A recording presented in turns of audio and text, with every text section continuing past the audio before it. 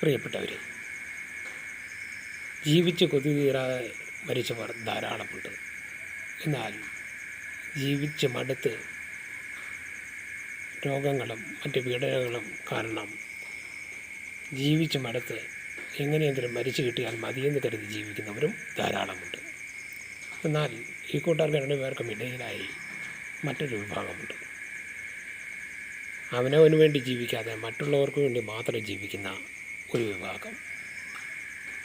അവർ ജീവിക്കുന്നത് മറ്റുള്ളവർക്ക് വേണ്ടിയാണ്. മറ്റുള്ളവരുടെ സന്തോഷവും സുഖവും മാത്രമാണ് അവർ ലക്ഷ്യമാക്കുന്നത്. സ്വന്തമായി ജീവിക്കാൻ മറന്നു പോകുന്ന ഇവർ എന്നും അവനവൻ്റെ സാധ്യത മാത്രം നിലനിർത്തി ജീവിക്കണമെന്ന് ഞാൻ പറയില്ല. എങ്കിലും ഒരു ദിവസമെങ്കിലും സ്വന്തമായി അവനവന് വേണ്ടി ഒന്ന് ജീവിക്കാൻ ശ്രമിക്കണം കേട്ടോ. അടുത്ത വീഡിയോയിൽ